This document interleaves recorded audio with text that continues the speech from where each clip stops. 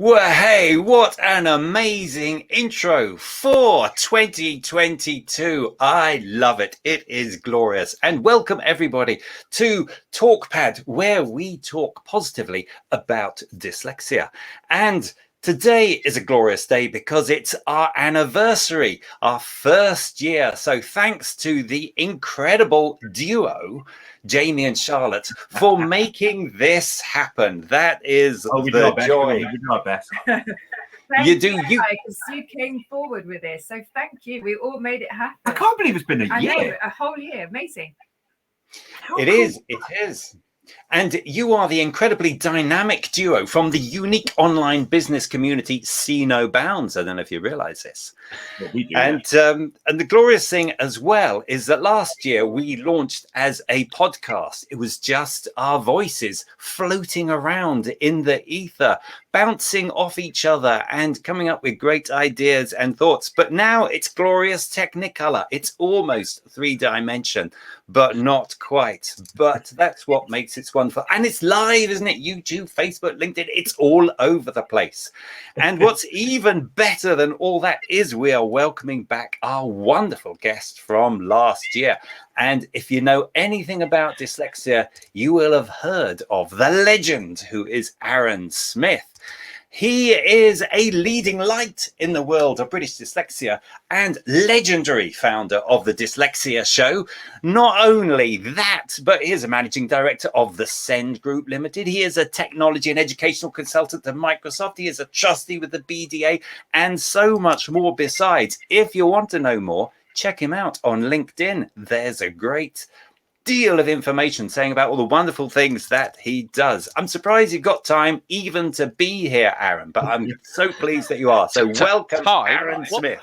What's time? I have no idea what time is, but yeah, no, I'm here. Anything to talk to you, Guy. I'm like, I will always come and talk with you. Like we had such an amazing fun last time talking to all three of you. All four of us were talking. I thought he'd introduce us then for a second. I thought he'd left us out then. And I just think it was brilliant. It was. So I was like, yeah, let's do it again. I'm happy to do it because I also know what you want to talk about. You gave me a small when you rang me up and asked me, would you do it? Can you talk about this? I went, yes, definitely, because it's going to be an amazing thing. It's like it's been 4 years since I started planning this, so let's move on and let's get it off the ground. Let's go for it. We are delighted to have you on board again. Yeah. So over to you, Guy. The thing is, actually, I will say this very quickly. We actually talk about you quite often, Arran. I'm hoping this is a good thing and not a bad thing.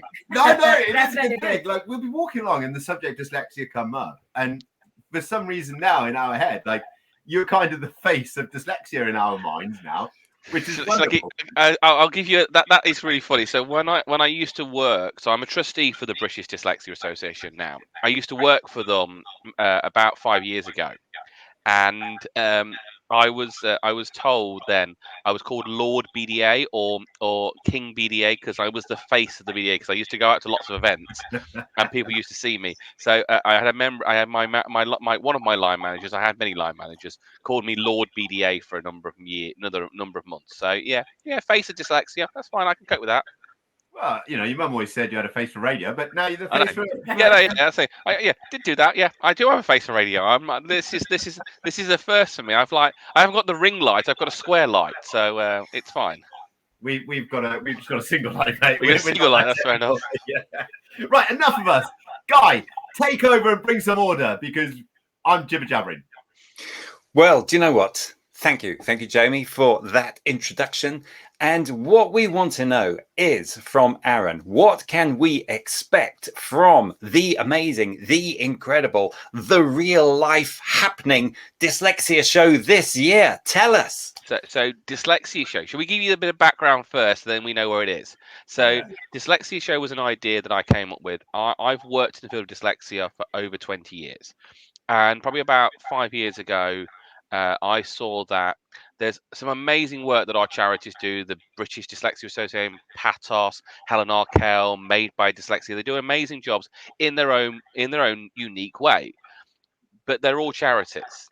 So finding ways to bring people together from a national point of view is quite difficult. They can do it in virtual senses and other ways, but the other thing that I saw that there was loads of these little regional events that were going really well. So they were getting people coming to them. Like we had the Leeds Dyslexia Festival about 4 years ago that had over 1,000 people attend. And to me, that went, actually, we need a national event. We need a national event at a national venue. And it has to be big. It can't be small. It can't be just something that we start small and grow. It's got to go in big. So if you're going to do it, let's do it at the NEC in Birmingham. And let's have it as an exhibition, as an informed choice, so people can come and talk to exhibitors, talk to companies, talk to organisations that work in the field of dyslexia and the associated conditions, and that was the idea.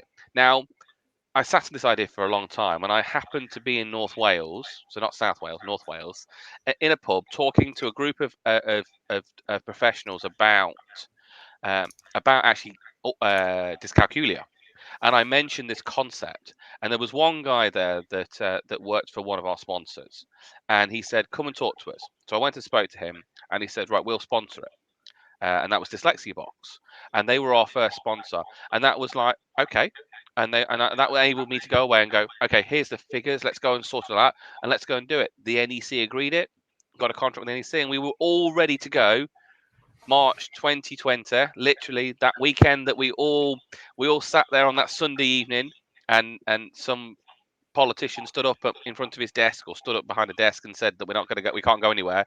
The day before that, we were meant to be at the NEC and we never did it. And so we fast forward to now, less than 3 months away. March 25th, 26th at the NEC in Birmingham is the UK's first national exhibition dedicated to dyslexia and associated conditions. So is it chargeable? Do you have to buy tickets to get in? No, it's free. So it's free to attend. So anyone can register for free. And with that free ticket, you've basically got all the exhibition. So at the moment there's about 49 exhibitors. There is a keynote theatre. You can just walk in, sit down, lots of people speaking. There's 4 main keynotes across the day. We have a demo theatre, which you can just walk into. So companies are demoing their products, and then there'll be about 10 local associations there. So these are 10 local groups you can talk to about that. There is opportunities for parents to get involved in things like legal surgeries. So there's a legal surgery that you can join with our legal sponsor, Send Legal. Yeah. And then on top of that, if you want to do a session, so if you want to go and hear, say, Guy speaking, who is actually speaking in our workplace zone, that is a CPD session. So that's a paid for session. So if you're a parent session, it starts at £9. Teachers, it's £17, and workplace get it. It's a little bit more for workplace, but they get a better deal because they get a 2-day ticket for £79, including the VAT. They get all their seminars included, and they can go to any seminar and the whole show. They're just got to book for it.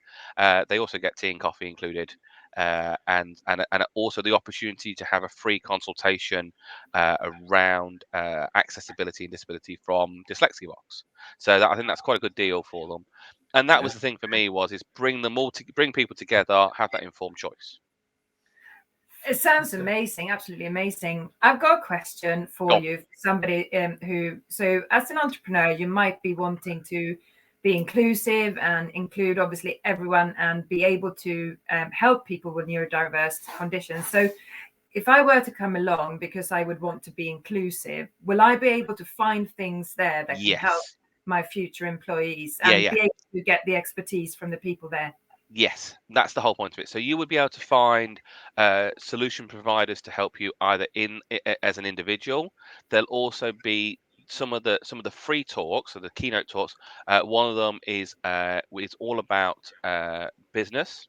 So it's a free talk. It's got a panel of people. I'm not announcing the people yet because one of them hasn't confirmed. So that will come in a few weeks' time. I might sneak you a preview near the end of end of this podcast. But that will give you that kind of the base of how they've achieved as people in business, people in organizations that have done that. So yes, you will get that information from there. And I think the biggest thing about what it is being part of a group of people that are really looking to support people with dyslexia and neurodiversity. And that's where the workplace bit really comes in. It's like that would be the best thing to do is get that £79 ticket, because that accesses all of them CPD sessions. So as long as you register, there's 11 sessions dedicated for workplace. You have this amazing speaker called Guy Brewer. I have no idea who he is, but I've heard him speak and he is brilliant. You've then got people like Michael Vanesh from Microsoft, who's the lead in accessibility. You've got the lead accessibility from Atos, Neil Milligan. You've got Jeanette Beethan, who's one of the leading experts in training for those that work for those workplace needs assessors. So it is like we have pulled together that program of people that are from the leading experts in the field of dyslexia and associated conditions. And actually, we can announce now we've got Amanda Kirby, so Dr. Amanda Kirby now, and she's a professor as well. So she's another leading expert in neurodiversity, and she's agreed to speak for us. And that's the thing. That's the benefit of it, is that to get to see these people in your organization, actually, it's a lot of money for you. We were able to kind of support them and support us to do that. And actually, it's a national event.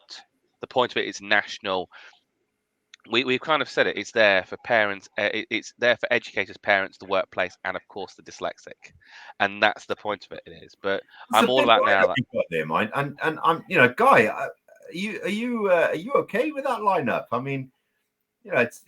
I think it's. Are they okay with me? That's it. Yeah, that's what I meant to say.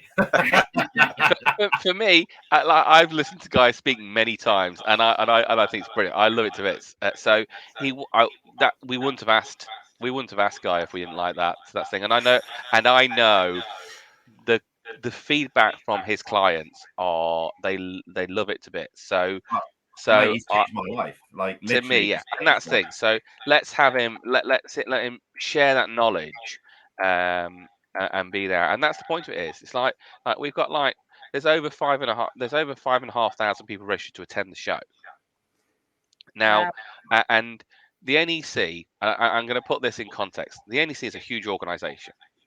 It's not a cheap thing to do, but they were so impressed that I got to that number for a launch show. They were like saying, "You're only going to don't bank on any more than 2,000 people. That's it. You won't get any more than that. And if you get any more than that, it'll be a fluke." And I said, "Well, we've just registered our 500. This was our 5,000 person we registered." And he went, "Do you want to make another show for us?" And that's what the business development manager. Can you actually come and do some more shows with us, please? And that was the thing. The downside is that person now has left the NEC, but he doesn't know it yet. But he's got to come back and open another show for me when I create show number 2 in a few years' time. So I think it's brilliant. Absolutely brilliant what you've done, and to have this start as a launch of a show that is so needed. I mean, if you get £5,500. 5,500 people registering now, it just shows that people need to talk about this. People want to get involved, people want to understand, and people want to make it inclusive in workplaces as well. Where do we register? So you go to dyslexiashow.co.uk. Dyslexiashow.co.uk. It's an easy place to find it. Dyslexiashow.co.uk, and you just click on register now, and it's free to register.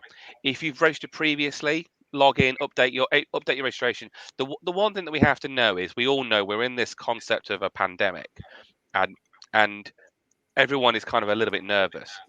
The big thing about the events industry is they have set the standards. So even though we had previously for this, we had a plan B concept. That plan B was happening already in the events industry. If you were going to an event, you had to do these certain things. If you were going to the theatre, you had to do these certain things. I know, I've done it. And we've spent a lot of time with the NEC, our contractors, to get that right. And that was one of the things for me. Before I announced it, we reopened the show back in October last year. And it took a long time before I was confident enough to do it, because we know we're going to have people that have got different conditions. We know that neurodiversity is a massive spectrum, but we want to make sure it's right for our audience. And we've got them contingencies in place. We've got that plan in place. I've got the best team, and just to point it out, my team of 4. There's only 4 of us. none of us are full time. Everyone is part time. If anything's like me, I'm doing like 72 jobs in different organisations. Of course, as a typical dyslexic entrepreneur, likes to do lots of things. But our operations manager, she's the best person we ever found, and she gets it right. And it's like literally, she has five. I don't do paper. She does paper, and she brings a box file to every meeting we have. And I'm like, just leave it over there, or put it over there near my fire because I need some new kindling. But that is how she lives it, and there's more contingencies than anything for this event. Yeah. But that's the reason is because I know, and going on to like thinking, let's take a parent.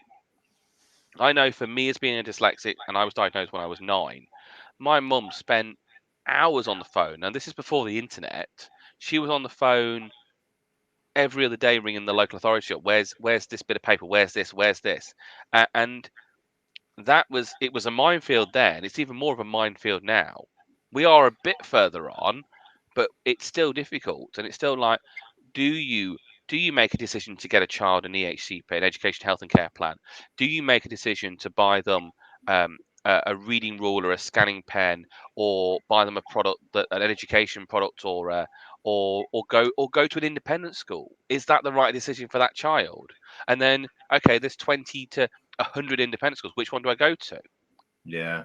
And that's the thing, is that yes, there is 4 independent schools coming, but they're all different. They all have their own USP, and they have the right place for the right child. Is it the right thing for every child? No, it's not. Is it the right place for some children? Yes, it is. And that's the thing. It is. It's like I've seen the benefit of independent education, especially for people with neurodiversity. I've seen that, and I can see how it works. We're really happy actually that Moon Hall has just been is sponsoring the demo zone. So their brand, they only agreed yesterday, and that's really good for us because it means that they are coming on board. They believe in the show. It also allows us to do the demo zone as well, from my point of view. But it really, they're not there to get students. They're just there to say, you know what, we believe in dyslexic people. We've got 190 children at their school, all with dyslexia and additional needs, and they're supporting them. And we want to show people that we can do it. The glorious thing about this show, isn't it, is that it actually brings some focus to the whole issue, because I know a lot of the people that I talk about are marginalized by organizations and employees who don't know what to do. They feel they should do something, but they don't know what to do. They ask the individual, you know, we will do anything, tell us what to do. And the individual doesn't necessarily know because they're having a hard time. So the great thing about an exhibition is that you can see stuff, you can pick it up, can't you? You can touch it, you can talk to people, you can talk to other people looking at it. It brings people together, and finally people got a chance to kind of normalize this thing, which is otherwise, you know, Amanda Kirby's Cardiff University, isn't it? There's a lot of research and technical stuff going on, and this just brings it into the public domain. And the gloriousness of it as well is that what's good about the website is that there's a bit for work, there's a bit for families, and there's a bit for education. So it's a wonderful website because it's direct. You can look at the bit that you want, beautifully laid out. Yeah, and that's the thing for me is that my original plan was education and parents. That was the original thing, and workplaces come onto it. And actually, for me, the workplace is more interesting at the moment because there is a lot of change in the workplace industry. I think the workplace is it's still behind where it needs to be, but there is larger companies seeing that talent of what a dyslexic person can bring. Yeah. Like you said in your intro about me, Guy, I do work. I do have a contract working for Microsoft as their dyslexia consultant. Now, the reason for that is that I am dyslexic and I work in the dyslexia world. And that is the reason why they asked me to do the job, because I understand what they're doing, and I love what they do. Because I wouldn't do it. Every company I've worked for, the reason I've worked for them is because I love what they do, and I believe in what they do, and that's the important thing, is that I've seen that work. It is, and there is still skeptics out there. There are still people that kind of question a lot of things, but actually, the point of having an event with lots of different things there, from anything from we've got an organisation called the Davis Method of Dyslexia. Now that is a very different way of teaching a dyslexic than the Autism-Gillingham approach, which is what another company would do, or the Alpha to Omega approach, which is kind of based on that, or based on Autism-Gillingham. And these are programs that have been around for such a long time. They're all a bit different, but one will suit one person. We're all different. We're all different people. We're all individuals, and we all learn in different ways, and not one thing fits every person. And that's why you are so right, Guy. You can go and touch them, you can go and talk to someone, you can have a community conversation with someone, because actually parent A and parent B are going to be in different parts and different journeys. And this parent's been in tears for 2 days. This parent was in tears a week ago for 2 days, but actually is now so happy. And this teacher has got this boy or this girl who just cannot break through this barrier. We cannot break the barrier down. It's like, you know what, actually we're going to do this, and it's going to change that person's perspective, and that is the point. It's about education as well. I mean, yeah, little bit of education for me, and I can only speak from my own perspective.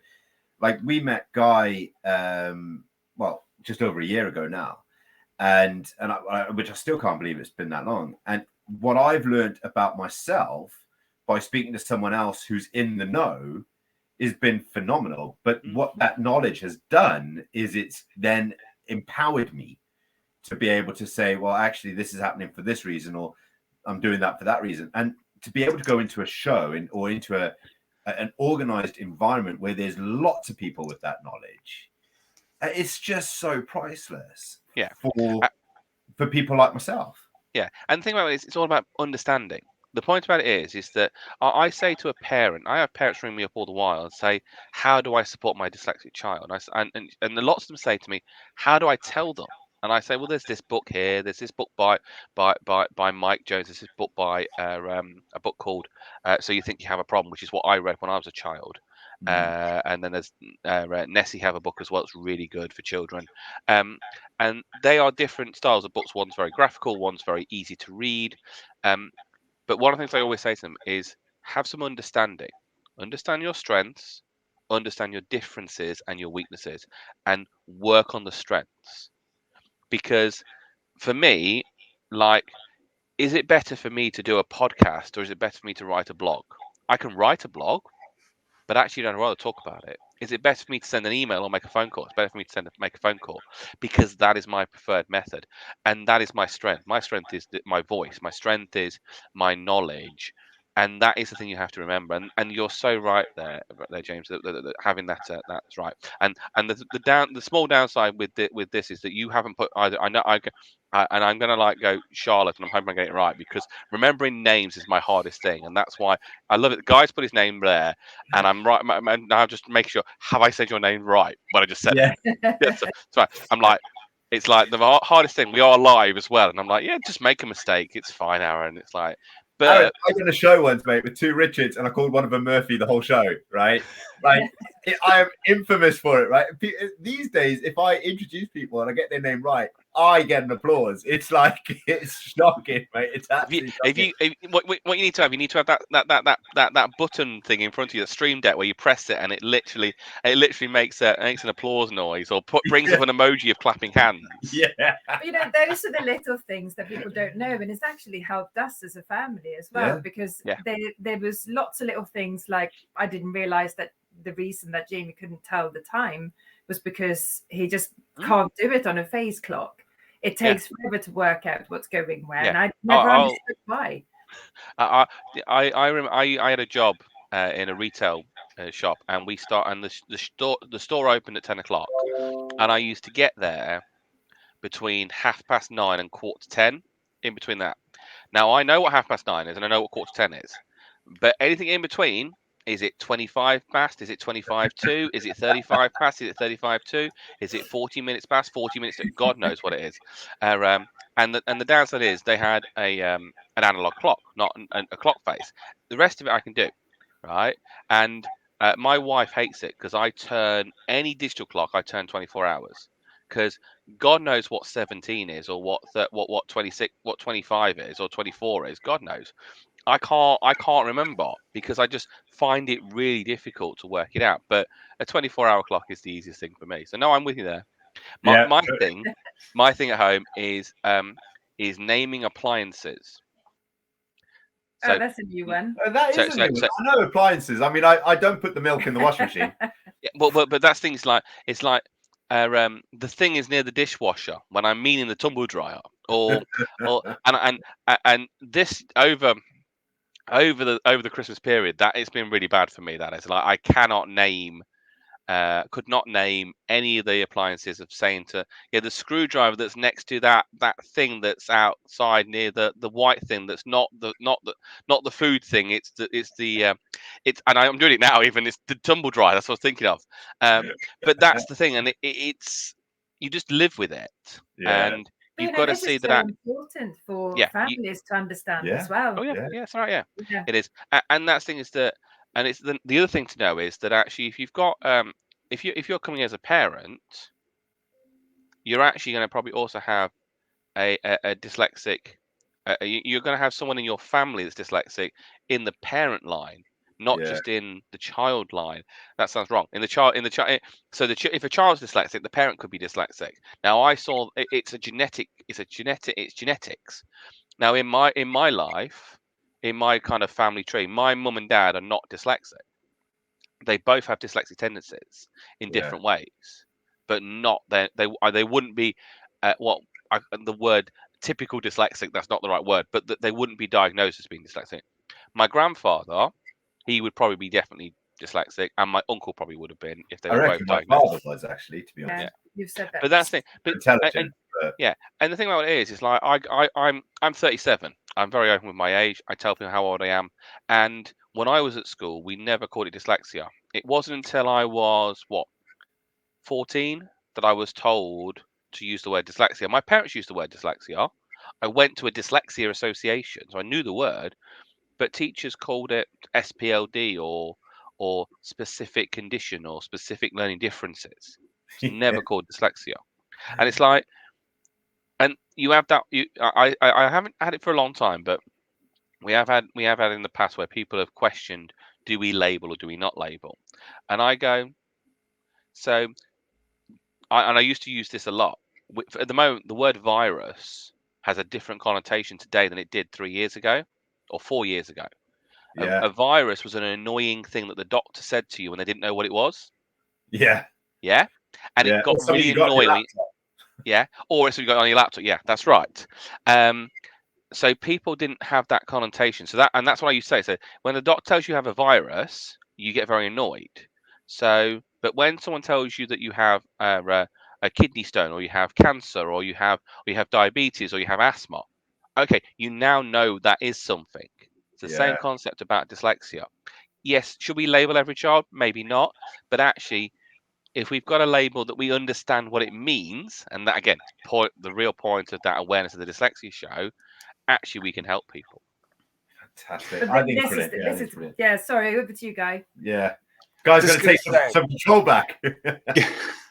That because the time is running away with us and we've got to keep on top of it. But for me, 2022 is the year of positive action. It's about doing things that's going to make a difference. So now that you are captured, you and Jamie, as the nation's leading dyslexics in this small virtual room, what would be really useful would be, firstly from you, Arran, and then from you, Jamie. What can someone do tomorrow when they get up and they go to work or they go to school? What could they do to make the world, whether they are dyslexic or not, what could they do to make the world a better place for other people who are dyslexic? Oh, that's a hard question, Guy. That is. I like that question. So if they were dyslexic, is just understand their own differences and strengths. So that is the important thing. It is. And then the other thing is, I think for someone that isn't dyslexic or changing something, and of course my doorbell's just gone now. This is typical life like that. My Alexa is going to say there someone's at the front door, which is really useful. I turned everything else off, but hey ho. And now I've lost the question. Okay, so a person, what would a person do? I think just listen. I think that's a real thing. I think listen is a big thing, because actually having someone to listen to you actually could change that. That's a really big thing for me. I think that's the thing. It could really change that, and that way, that approach. And I would actually say, I would say to any dyslexic in the workplace, go to Access to Work. Look at Access to Work. Access to Work is the best scheme in the UK. It's there. If you're a large employer, of course you won't have that. If you work for a large organisation, Access to Work is still available to you, but probably more likely your large employer will actually should support you. And what I always say to parents is be knowledgeable, and that's the thing. The Dyslexia Show is there. So I'm going to be quiet for a second, because I can talk for England, as we know. Great answer. Actually, understanding. I think understanding is a great answer, and listening is a great answer as well. And I say that all the time. If you've got nothing to say, be the one that listens, because by listening, you could fundamentally save someone's life or change the world for them. Yeah. But actually, I think what ties in very, very close with understanding, if I was going to say to do one thing, is respect. Not only if you're a dyslexic, respect yourself, respect your strengths, respect your weaknesses.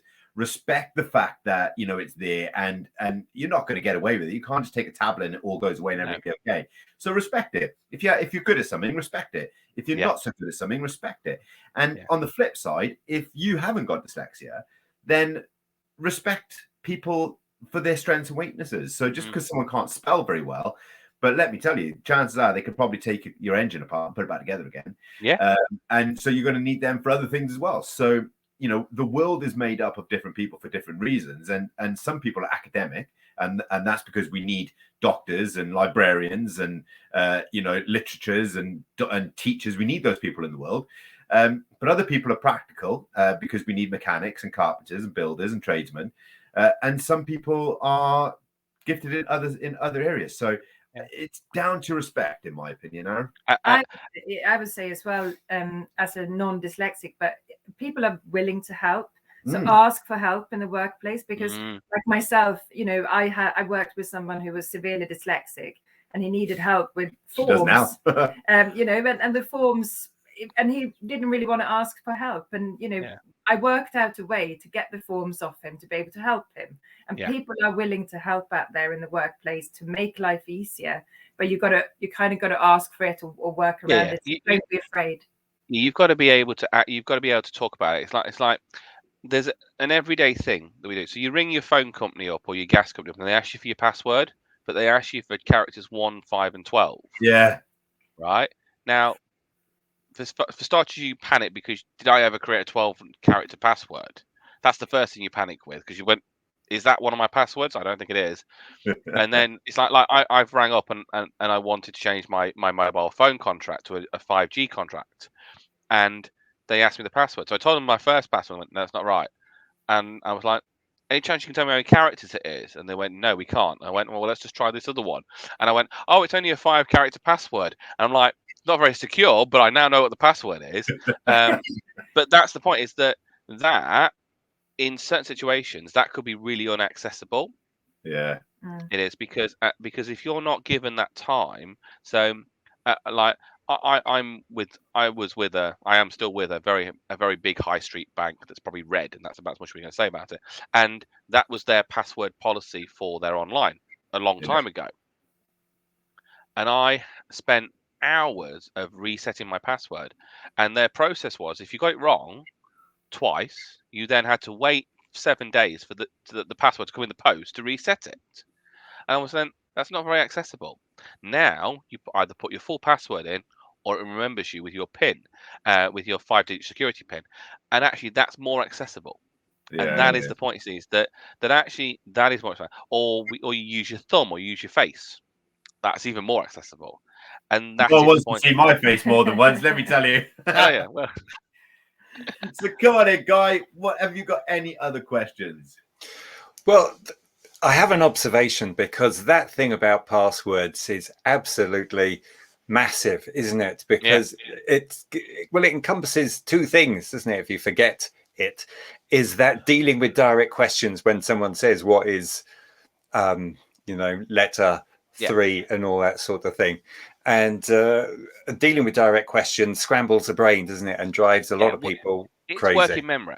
It's working memory, and that is an issue for a dyslexic. The dyslexic brain has issues with working memory, so it's retrieving information quickly enough, and then communicating it. Because actually, if we break down a step, so the first step is you've asked me a question, Guy. Second thing is then I've got to find the answer. Third thing, I've got to then be able to speak the answer or communicate the answer. And if I've got to communicate it from my mouth, that's a bit easier. I've got to communicate it from my hand. I've then got to send a signal from my brain to my hand to grip a pen, to then make the pen. And then the answer starts with this letter that actually I don't like, which is Q, because I know there's a letter after it I've got to use. And the next letter is U. What was the question that Guy asked me? Because I've done like 17 things in that process to get to that one point. And that is the thing, that working memory is what we're talking about. And I think as well, to go back to what you said quite early on in terms of useful tips for people is, do you need to send an email? Can you make a phone call instead? If you do need to send an email, does it need to be 4 pages long, or can it just be 4 lines? There are loads of things, aren't there, that if people actually stop for a moment and think about their method of communication, what is the easiest, clearest, and simplest? And what would, if anybody just thinks, how would I like to receive something? We all prefer something simple, direct, and quick, and to the point that we can look at and process easily. So, you've already come up with brilliant ideas without knowing. I know, and that's really interesting, because like I like to have a conversation with someone. I prefer to have a conversation with someone, and then I need to remember to follow up with an email. Normally I forget, but that's the thing. But I find there's a certain app that everyone uses to message each other, which works across platforms, which I have no issue with individual people. But if I'm in a group, if I don't sit there and read every single message as it comes in, and if I have to come back and see 37 messages of different people, I just go, nope, that's it. I don't care what's happening. So do I. It's called WhatsApp. It absolutely drives me mental. I don't do WhatsApp groups. I don't like them. I'm in a few of them, and I just find them really difficult. I just switch up, and then people go, "Oh, you didn't get back to us." So they're like, "Yeah, no, but 50 other people did." So I just thought I would follow. That's right. That's the thing. And that's it. Like, you can send me an email and cut the emails. Like, I have 27 email addresses, give or take, and it's fine. I have no issue with that. And I have no issue with like I do. I'm a bit sad like that, but that's fine. I have multiple companies, and I'm a big fan of like, I follow GDPR quite closely, so you've got to do it. But I know I wear a Microsoft hat. I'm a massive fan of Microsoft Teams, because to me it's a little bit easier, and I also know that if I really need to, I can press the 3 little dots and I can run an app called Immersive Reader, and it reads it to me. Now, yes, I know on my phone I can do that in WhatsApp, but actually it's going to read everything out, and it's not going to be as easy for me. And that's the thing. You just got to think about it. But then you look at it on the other side. Actually, WhatsApp might be the easiest thing for that person, because actually they only have a mobile phone. It's really interesting. I work with a lot of people in India, and WhatsApp is the biggest. It's the only way you communicate for business in India. Wow. I think from my angle, that what I've learned from talking to people is that there are loads of tools out there of different sorts, and you have to take, this is the annoying thing, isn't it, that you have to take time to work out how they can work for you. There are no silver bullets. You've got to think, because you might think dictation is the answer, but do you need to launch a whole program just to dictate a 1-line answer for an email? Possibly not. So you've got to find out what these things do and how to use them, and if you've got the time and the opportunity and the energy to do that, they can be transformative. So, and that is the glory of the Dyslexia Show, because you'll be able to find out all these things. You'll be able to see the products. You'll be able to hear the ideas. You'll be able to work all this stuff out, and it will make people's lives better. Thanks to Arran Smith. Yes, well done, Arran. Well done. Thank you very much, guys. We're going to have to wrap it up. It has been amazing. You are always a wonderful guest who just deluges valuable information and fascinating stories and stuff. And we love it. And you bring out the best in Jamie too. Sorry, say that again, Jamie, because I didn't hear that. You make the job really easy. We just ask you a question and then get to sit back. So there's one of the speakers at the Dyslexia Show is a lady called Penny Aston. So she runs an organisation called Groups Dyslexia Aware Counselling, based in London. Amazing organisation. She's an amazing lady, and she uses a terminology called DVD. It's called dyslexia verbal diarrhea, because we have got so much information in our head, and the easiest way to get it out is by talking about it. Well, we're not complaining. Definitely not we love complaining. having you. So And we come back when you're passionate about stuff, you just go and think, you know what, actually, let's just move stuff. And this is technology for you. It's like for me, technology is just brilliant. I love technology. But you've got to remember to turn it off when you're doing a podcast. That's twice now. I've now been interrupted. It's brilliant. Live podcast. It's on LinkedIn. That's it. That's the persona gone. But the point about it is just come to the Dyslexia Show. Just stop me. You'll see me. I'll be the person with 17 walkie-talkies, 2 high-vises, and quite a stressed space problem running around past you at 90 miles an hour. Just stop me. Have a conversation with me if you're coming to the show. The show is there for people to have that informed choice, and you can find about it by going to dyslexiashow.co.uk. And we will be there, definitely. Definitely. We're anything for a day out. Yeah. Right, Guy, wrap it up, son. What can I say? It's been wonderful. Arran, you better go and let that person in who rang the doorbell, because by now they'll be... My wife did it. I think it was Amazon. It was fine. I needed a new calculator. So of course. Well, thank you, Arran. Thank you, Jamie. Thank you, Charlotte. We should all meet up again at the Dyslexia Show, which is towards the end of March. Not long now. It's going to be amazing. And I look forward to doing this again next year. Thank you very much, guys. Thank you, everybody, for paying attention. Take care, everyone. Take care, everyone. Bye-bye.